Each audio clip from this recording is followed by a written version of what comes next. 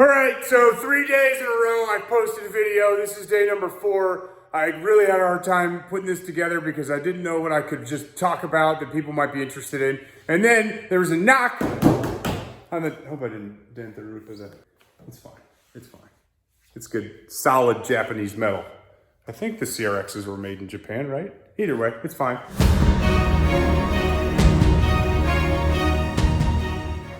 There's a knock at the door, and it was the UPS truck, and I got a delivery today. I probably should have slapped my hand on the cardboard box instead of the car, but I got a delivery, and we have an unboxing. Got an unboxing, all sort of flair. We got all sorts of different videos. One's an install, the other's a vlog. Now I got the unboxing of what, you may ask? Instead of wheels. Sick. So, the RX-7 hasn't been treated to anything in a while, so I decided to spend some money on some stuff that won't make it run any sooner, but will make it look pretty sick. You guys ever buy wheels from like, I mean, I don't care, Rhoda or like, what's the other one? JNC is like the eBay brand. There's a bunch of them. And they always show up and it's like the UPS driver just hucks them out the window and they're just completely destroyed. They just banged around. They come with bent lips. And then the company, whatever, like the $200 for a set of 4 companies, like, yeah, well, you know, you probably did that. There's no way that happened in transit. Or like the whole face of the wheel breaks off when they hit a pothole and then they don't stand behind the product. That sort of stuff. I got tired of running cheap wheels on cars because I had a couple issues. And I spent the money on a custom set of wheels. And this is the most expensive set of wheels I've ever purchased personally. And now I understand the hype behind like the wheel craze. And I apologize for making fun of anybody for spending good money on wheels because these are insane. And I'm so excited. First and foremost, BCForged. I was introduced to BCForged when I developed a very good bro-ship with my buddy William Tetro.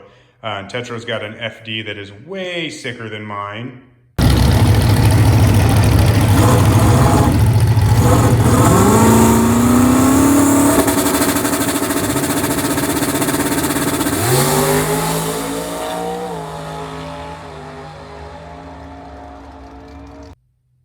I was not lying, that FD is insane.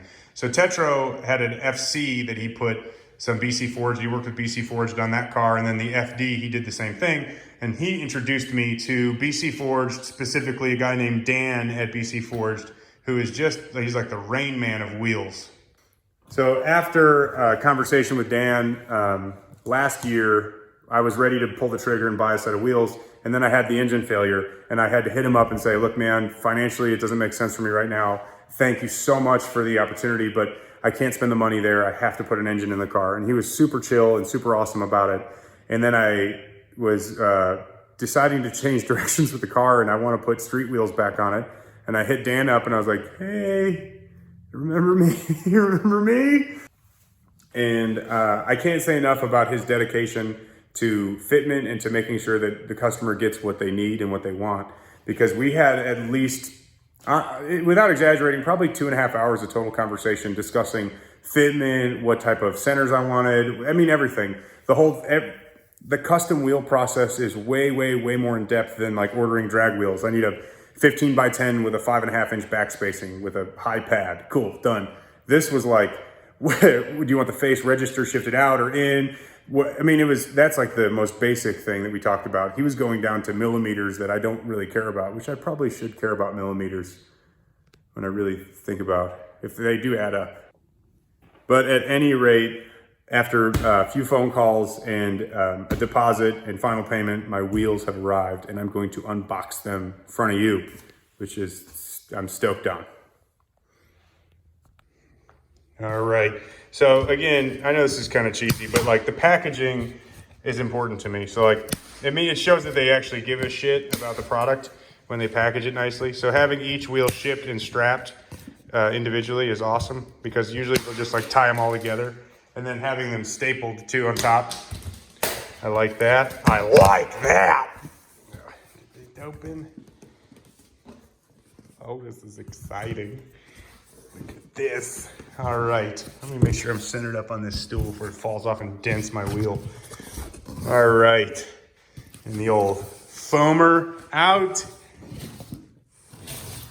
Like, that's an extra step. That's triple wall. That's not going anywhere. Get all these out.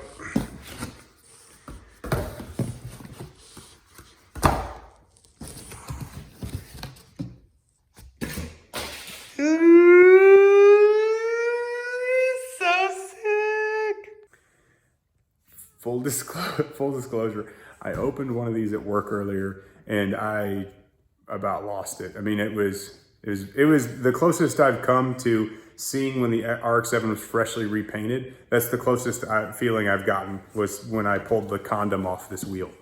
So here we go. Oh man, I was trying to do like a David Copperfield thing, like a big Siberian tiger reveal. Totally waxed it right there. Oh my God, they're so nasty. Look at these things. Oh my God. Oh my God, they're so sick. So, man, I just need a minute. God. All right, okay, all right, I'm calmed down. So, the overview on the wheels. First of all, the rears are 18 by 11. The fronts are gonna be 18 by 10 and a half. I came to this number after talking to Dan for quite a long time in terms of what I could fit in the ass end of the car, and 18 by 11 just fills it out. And then the obvious choice for me was the LE10. So this is the LE10 design. And if you go to BCForged website, they have all their modular wheels are listed, 3-piece stuff, and everything's listed out like that. So this was my choice from the jump. For the last 2 years, I've been looking at these wheels and I've wanted them, and I'm finally able to pull the trigger. So again, LE10 wheel. What I opted for was a polished lip and a machined face. The other thing that I opted for with Dan's careful guidance was no powder coat clear, because the powder coat clear can dull the finish just a touch, and I did not want the finish dulled. So I may hit it with some automotive clear or just keep good cleaning on it so it doesn't sink into the polished lip, you know, just pay attention to it. And then the other options, there's multiple, but one of the things in the center is you can decide if you want the center register shifted out or flush. So if you look, you'll see my center is actually register shifted out just a touch. It sticks out about, I don't know, 3/4 of an inch, half an inch, something like that. And when you register shift the face out like that, you can get an extra chunk of lip. So your lip actually widens out, which was what I was after. I wanted a deep lip on the rear. I haven't opened the fronts yet, but I'm going to in a second. But it came out exactly how I pictured, if not better. And then the last touch on the custom spec was doing titanium bolts all around, which will hopefully complement the color of the car very nicely when they go on. I haven't mounted or test fit these yet. It was very much they should work and they'll fit great, but I have not mounted them yet. So you're also gonna see them on the car with no tire, but at least from an offset standpoint. Let's see how close BCForged, specifically Dan Young, got with just free balling the offsets, because that's all he did. Just took his undies off and let him danglers dangle. All right, so race car mode, disengaged. Oh no, now the moment of truth. Will they fit and look nice? So I need a shorter spring on my coilover, so I can't tuck the wheel all the way up into the fender, but just first glance, these are gonna fit. Like, I can't believe he got him on the money. I cannot believe he got him on the money. Oh my God. If I take a straight edge, look at this. Let me see if I can do it. Are you kidding? So that's an angle, right? So that's just peeking over. If I go straight up and down, holy, oh my God. Here is why that is so impressive to me. This car is not stock body. It's got over fenders that are fiberglass that say they're 25 millimeter over fenders, but there's no way to really tell because fiberglass flexes, it moves. When you go to take material out of it, it's gonna shrink after you bake it. I mean, there's a lot of things that can happen with fiberglass that will skew and change the total offset. Like it's a 25 millimeter over fender. It's not like there's no rule for that. And the fact that he was able to spec these wheels and they just line up mint without, like, I mean, I don't have a tire on it yet, but literally the wheel will camber in as I start to lower it in. It's gonna tuck inside that fender perfectly. I'm blown away. That's straight, that's not me goating them on, that's insane. Because he was very certain on his specs, and I was like, yeah, I guess if you think it's gonna work. He's like, it should, and it does. God. The other thing is I've never ran, like my bead locks, these are only an 8-inch wide. So I was really concerned about inboard clearance. And everywhere you look, all the way around the outside edge of the wheel, it's not even, I mean, it's close, but it absolutely clears everywhere, which is just as impressive. I should probably get nicer brakes now. Man, these stock Arc 7 brakes probably aren't gonna cut it. But man, I am so excited about that. Anyway, this is more of a short thank you video to Dan at BCForgedNA more than anything. We're not a huge channel. We don't have a ton of following, like millions of subscribers or anything like that. But I swear to God, they treat you like you are famous. Every single person that I've spoken with at BC Forged, I don't like to gloat on companies often because it usually bites me in the ass when something happens down the road. But I will say with absolute solidarity that they are an incredible company to work with. And no, this is not a paid advertisement. I'm not getting a kickback for saying they're awesome. I mean that wholeheartedly.